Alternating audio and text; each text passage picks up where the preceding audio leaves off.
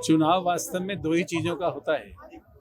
एक तरफ होती है संपन्नता और एक तरफ होती है विपन्नता। संपन्नता विपन्नता के चरण चूमे, ये देश के माननीय प्रधानमंत्री जी का उद्घोष है। दुनिया में कोई भी ऐसा देश नहीं होगा जिसका राष्ट्रीय अध्यक्ष या प्रधानमंत्री या राष्ट्रपति संसद में सीढ़ियां चढ़ते समय, शपथ लेते समय पृथ्वी को माथा टेक कर प्रणाम करे। कोई नहीं होगा दुनिया में, ऐसा कोई राष्ट्राध्यक्ष नहीं होगा, प्रधानमंत्री नहीं होगा जो सफाई कर्मचारियों के चरण चुंबन करता है, प्रक्षालन करता है, धोता है। मोहम्मद पैगंबर के स्वप्न को पूरा करने का अगर किसी को श्रेय जाता है, 3 तलाक को समाप्त कर अर्थात शक्ति वंदन, बालिका अर्चन, ये भी अगर किसी के क्रेडिट में जाता है तो प्रधानमंत्री के। G20 से G21 बनाकर 57 देशों को पूरे कामेट के अंदर जोड़ना, पूरा ब्रह्मांड एक बनाना, वसुधैव कुटुंबकम जिसको हमने कहा कि सारी दुनिया मेरा परिवार है, इस बात को बताने वाला भी अगर कोई है तो वह देश का माननीय प्रधानमंत्री है। राष्ट्र कवि दिनकर जी की लाइनें हैं, एक हाथ में कमल, एक में धर्म दीप्त विज्ञान, लेकर उठ रहा धरती पर हिंदुस्तान। कमल के फूल का मतलब है, अटल जी से पूछो या नरेंद्र मोदी से पूछो तो कमल के फूल की नाल को हम भीम संस्कृति कहते हैं। कमल की पहली पंखुड़ी को कहते हैं बालक की मुस्कान, दूसरी पंखुड़ी को कहते हैं बालिका का वंदन, बालिका का पूजन, बालिका का अर्चन, तीसरी पंखुड़ी को हम कहते हैं ये मुरली की तान है, चौथी पंखुड़ी को हम कहते हैं ये रसखान की अजान है, और 5वीं पंखुड़ी को हम कहते हैं क्रिस्टो, इसको क्राइस्ट कहते हैं, उसका गान है। ये विकसित भारत का नमूना है। अर्थात पूरा विश्व वह सुखमय बने, शांति बने, शुद्धमय बने, प्रेम ही प्रेम का संचार हो, ये कमल का फूल का हमारा मतलब है। और जहां तक धर्म दीप्त विज्ञान का मतलब है, केवल जैसे राम मंदिर का आपने 500 वर्षों का कलंक धोया है, हमारा कहना है कि ननकाना की ओर बढ़ें, पौरुष ने ललकारा है, पीओके की तो बात है क्या, अखंड हिंदुस्तान तुम्हारा है। ये हमारा मतलब है धर्म दीप्त विज्ञान से, ये हमारा मतलब है राम जन्मभूमि के राम मंदिर से, ये हमारा मतलब है 370 की धारा को खत्म करने का। हमारा मतलब है, अब पीओके की बात नहीं रही है।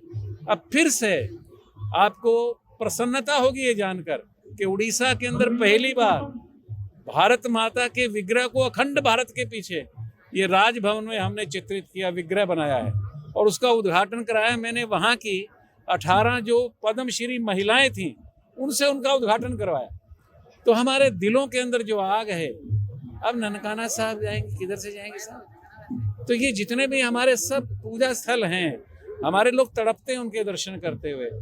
अर्थात सीधी बात है, ये जो 500 वर्षों का कलंक धोया है तो 75 वर्षों का कलंक क्या मायने रखता है हमारे लिए।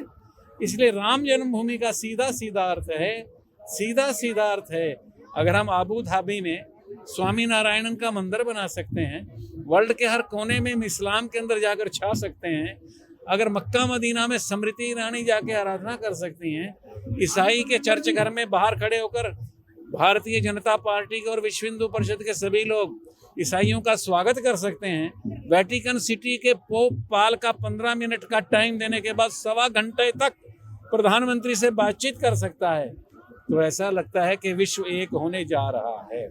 और उसका आधार होगा भारत भारत भारत भारत माता लिविंग गॉडेस। सिरसा में कमल कितना खिलेगा? कमल तो खिला ही हुआ है, नजर जिनको नहीं आता उनको देखने की आवश्यकता है। किधर जाएंगे आप?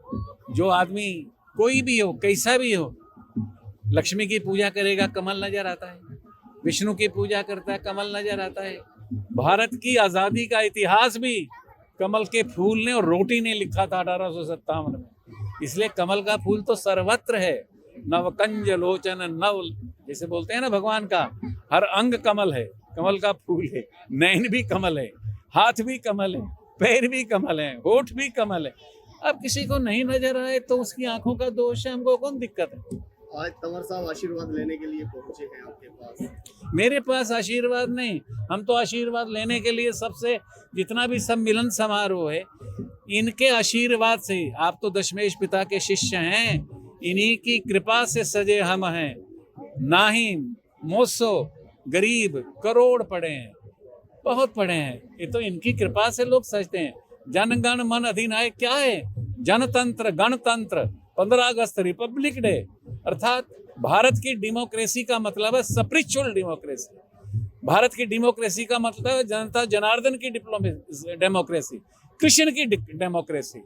और उस कृष्ण की डेमोक्रेसी का मतलब है सत्य का, धर्म का, नाम कुमारी नानका चिड़ी रहे दिन रात, ये मतलब है। तो ये हम पूरा करने जा रहे हैं, ये हमारा संदेश है। दर्शा जी क्या कहेंगे, किस तरह का चुनाव चल रहा है? चुनाव हमारा बहुत जोर शोरों से चल रहा है। लगातार नई ज्वाइनिंग्स आ रही हैं और से मैं जिला अध्यक्ष बनी हूँ। आपने देखा है कि निरंतर भारतीय जनता पार्टी का परिवार निरंतर बढ़ता जा रहा है और संगठन की दृष्टि से जिला अध्यक्ष होने के नाते मेरा सबसे बड़ा दायित्व यही है कि कैसे भारतीय जनता पार्टी का परिवार और बढ़ता जाए। और ये निश्चित है कि पहले से डबल मार्जिन के साथ हमारी सिरसा लोकसभा की सीट अब की बार हम पुनः जीतकर माननीय प्रधानमंत्री जी को देंगे और आने वाली 5 विधानसभा भी हम लोग जीतने जा रहे हैं। ये मैं आपको एडवांस में बता रही हूँ। क्यों बता रही हूँ? क्योंकि जिस तरह का प्यार, स्नेह और जनता का आशीर्वाद मिल रहा है वो आप सभी देख रहे हैं और उसी के आधार पर हमें पूरा भरोसा है कि अब की बार हमारा कमल के फूल का निशान डबल मार्जिन के साथ खिलने जा रहा है। पहली बार आपको इतनी बड़ी जिम्मेदारी मिली है, महिला मोर्चा से महिला अध्यक्ष बनी है, क्या लगता है कि आप या आपकी टीम कमल का फूल एक बार फिर से खिला पाएंगे? निश्चित तौर पे आप टीम का देखिए, हमारी बहुत मजबूत टीम है और जिस तरह से बड़े बड़े नेताओं की ज्वाइनिंग्स हो रही हैं, आप पिछला उठा के देख लीजिए और अब यह कार्यकाल उठा के देख लीजिए, तो आप खुद ही इसका चीज का देख पाएंगे कि कैसे पूरी टीम के सहयोग के साथ बड़ी बड़ी धुरंधरों की ज्वाइनिंग्स भारतीय जनता पार्टी के अंदर चल रही है। जी। पिछली बार लोकसभा चुनाव सुनीता दुबे 3,09,000 वोट, इस बार क्या हुई? अब की बार हमारा 6 लाख का मार्जिन का हमारा टारगेट है और बाकी ये जनता की आवाज है, जनता के दिल की आवाज है कि 6 लाख का मार्जिन देके भारतीय जनता पार्टी का कमल का फूल खिलाकर नरेंद्र मोदी जी को देना है। चुनाव के लिए आज कार्यक्रम किया गया। आज का ये अनूठा कार्यक्रम बैसाखी के शुभ अवसर पर, माँ शेरोवाली के नवरात्रों के अवसर पर, लोकसभा चुनावों के दृष्टिगत सिरसा विधानसभा का एक कार्यक्रम रखा गया था, जिसमें सिरसा में जो भी मेरे भाई बहन ई रिक्शा चलाते हैं उनको आमंत्रित किया गया था विशेष रूप से। ऐसे भाई जो लोगों को अपनी मंजिल तक पहुंचाते हैं उनकी, और धूप में खड़े होकर लोगों की सेवा करते हैं। सारी धार्मिक सामाजिक संस्थाएं जो शहर में बहुत अच्छा कार्य करती हैं, क्योंकि किसी भी शहर का आईना सामाजिक संस्थाएं होती हैं, उन सबको आमंत्रित किया गया था। पार्टी के सब लोगों को आमंत्रित किया गया था, क्योंकि पिछले काफ़ी समय से बाबूजी का मन था कि ई रिक्शा वाले और सामाजिक संस्थाएं जितने भी इस तरह के लोग हैं इनके साथ एक भोजन का प्रबंध किया जाए। तो आज बैसाखी के अवसर पर ये भोजन का प्रबंध किया गया था। सब लोग पूरे जोश और उमंग के साथ, जैसे आपने देखा है 1500 के करीब चेयर लगी हुई है, सब खचाखच भरी हुई थी। 2000 के करीब लोगों का भोजन रखा गया है। नवरात्रि का अलग से भोजन रखा गया है, जिन भी भाई बहनों का व्रत है नवरात्रि का। तो मैं सबका हार्दिक अभिनंदन करता हूं, स्वागत करता हूं जितने भी लोग आए।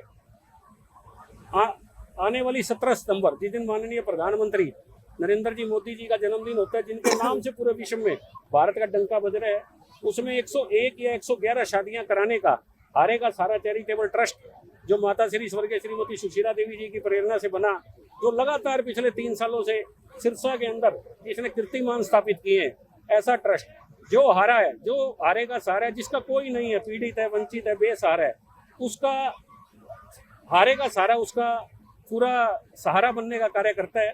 तो ऐसी 101 शादियां रखने का लक्ष्य रखा गया है, जिसमें कोई भी किसी भी जाति से वो आवेदन कर सकता है। उसमें उसको जरूरत की सारी चीज़ें, जितनी भी घर की जरूरत की चीज़ें होती है, सब दी जाती है। लगभग एक शादी में 1 लाख रुपए के करीब खर्चा आता है। तो 50 लोगों को वर वधू की तरफ से आमंत्रित किया जाता है। 101 शादियों में 5000 लोगों के भोजन की व्यवस्था रहेगी, ऐसा आगे लक्ष्य रखा गया है। अशोक तंवर का इलेक्शन है और प्रोफेसर गणेशी लाल को हरियाणा का बड़ा खिलाड़ी माना जाता है राजनीति के लिहाज से, कितनी मदद उनको मिल पाएगी? भाई अशोक तंवर भारी मतों से जीतेंगे, उनके लिए ये सिरसा विधानसभा का कार्यक्रम रखा गया था, तकरीबन 2000 लोगों का।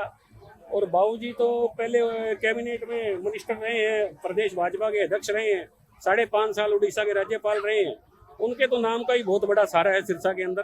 तो भाई अशोक तंवर बहुत भारी मतों से जीतेंगे।